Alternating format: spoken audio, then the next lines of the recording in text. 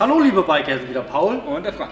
Wir haben heute einen neuen Highsider Typ 8 Scheinwerfereinsatz für euch und wir wollen ihn natürlich gleich mal an einem BMW R9T montieren. Dieser Scheinwerfer ist nicht ein ganz normaler Scheinwerfer, sondern er hat zusätzliche Funktionen wie Tagfahrlicht, Kurvenlicht und die Umschaltung zu dem Tagfahrlicht und Abblendlicht funktioniert speziell. Wie das funktioniert, seht ihr hier. Viel Spaß! Ciao.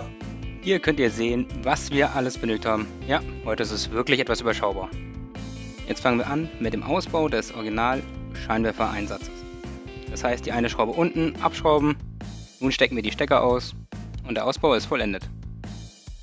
Um den Original-Scheinwerfer-Einsatz zu tauschen, müssen wir die Klammern hier rausnehmen.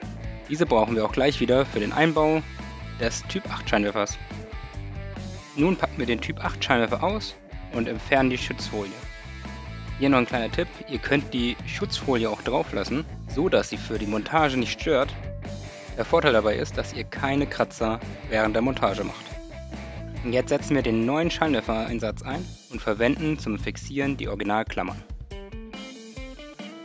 Jetzt zurück zum Fahrzeug. Als erstes schließen wir den mitgelieferten Widerstand und den Adapter an und stecken den in das Standlicht. Im Standlicht gibt es eine Plus- und eine Minusleitung.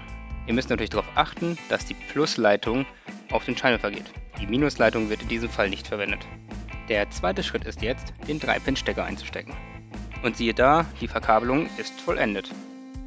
Wir empfehlen euch jetzt einmal einen Funktionstest zu machen, damit ihr das später nicht wieder ausbauen müsst. Nun können wir den Scheinwerfer wieder montieren.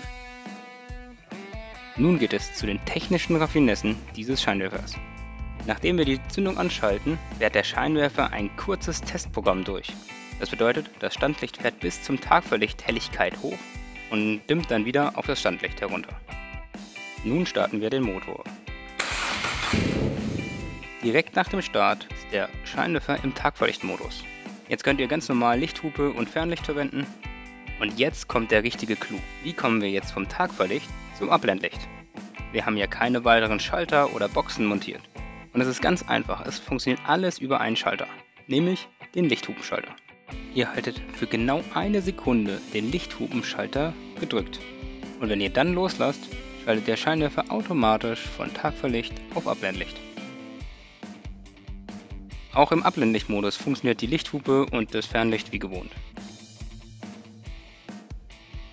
Es ist ja noch gar nicht vorbei mit den Specials. Nämlich dieser Scheinwerfer hat im Abblendlichtmodus ein integriertes Kurvenlicht eingebaut.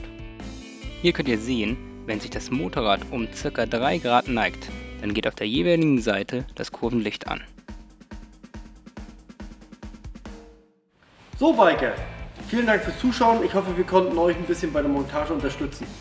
Und falls euch das Video gefallen hat, lasst ein Like da und abonniert unseren Kanal, dann kriegt ihr alle neuen Videos gleich mit. Tschüss!